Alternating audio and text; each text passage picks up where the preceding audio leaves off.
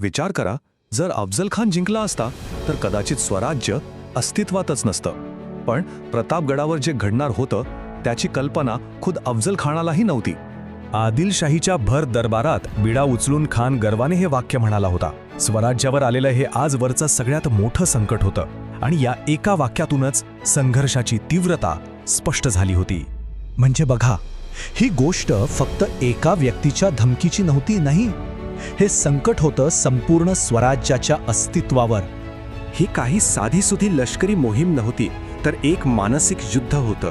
आदिलशाहीची ती अफाट फौज आणि खानाची क्रूरता, हे सगळं पाहून असं वाटत होतं की परिस्थिती आता पूर्णपणे हाताबाहेर गेली आहे. हाच प्रश्न तेव्हा प्रत्येकाच्या मनात होता. लष्करी बळावर जिंकणं जवळजवळ अशक्य दिसत होतं. मग महाराजांनी नक्की कोणता मार्ग निवडला असेल? आणि इथेच महाराजांच्या दूरदृष्टीची खरी कमाल दिसते. त्यांनी संकटाचं रूपांतर संधीत केलं आणि त्या संधीचं नाव होतं प्रतापगड. हे फक्त एक ठिकाण नव्हतं, तर एका भव्य योजनेचा केंद्रबिंदू होता. हे एकदम स्पष्ट होतं की ही लढाई ताकदीची नव्हती, तर होती बुद्धीची. योग्य जागा निवडण्यापासून ते भेटीच्या अटी ठरवण्यापर्यंत प्रत्येक पाऊल अगदी विचारपूर्वक उचललं गेलं होतं. आणि आता आपण त्या क्षणाकडे आलो आहोत, जिथे इतिहासाला एक नवीन दिशा मिळणार होती. शामियाना उभारला गेला होता आणि वातावरण कमालीचं तणावपूर्ण होतं. खान उंचीने आणि ताकदीने महाराजांपेक्षा खूप मोठा होता. त्याने महाराजांना आपल्या मिठीत घेण्यासाठी हात पसरले. त्या प्रत्येक क्षणात एक गूढ भयानक शांतता होती.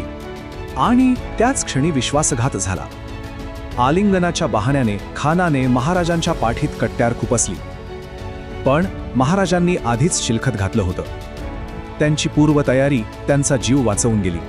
आता विश्वासघाताला उत्तर देणं भाग होतं. महाराजांनी आपल्या हातामध्ये लपवलेली वाघनखं खानाच्या पोटात खुसवली. हा अल्ला नव्हता, हा होता विश्वासघाताला दिलेलं एक सडेतोड प्रत्युत्तर. त्याचवेळी खानाचा अंगरक्षक सय्यद बंडा महाराजांवर तलवारीने वार करणार. इतक्यात जिवामहाला पुढे सरसावले आणि त्यांनी तो वार स्वतःवर झेलून महाराजांचे प्राण वाचवले. आणि म्हणूनच ही म्हण इतिहासात अजरामर झाली, होता जिवा म्हणून वाचला शिवा. ही ठरलेली खूण होती. तोफेचा आवाज ऐकताच जंगलात लपून बसलेले मराठा सैनिक खानाच्या बेसावत सैन्यावर अक्षरशः तुटून पडले.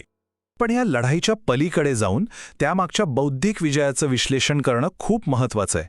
कारण खरा विजय शस्त्रामुळे नाही, तर धोरणामुळे झाला होता.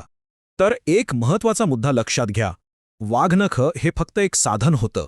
खरा विजय त्यामागच्या परिपूर्ण योजनेचा होता. तो होता बुद्धीचा. जेव्हा शत्रू विश्वासघाताच्याच इराद्याने येतो, तेव्हा आत्मसंरक्षण हाच सर्वात मोठा धर्म असतो, नाही का? या विजयाचे 4 मुख्य आधारस्तंभ होते. पहिलं पूर्वनियोजन, दुसरं अचूक माहिती पुरवणारी गुप्तहेर यंत्रणा, तिसरं गनिमी गावा आणि चौथं सगळ्यात महत्त्वाचं मानसिक सज्जता.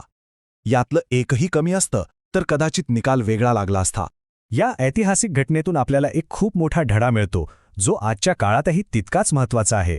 शिवाजी महाराजांनी नेमकं हेच केलं.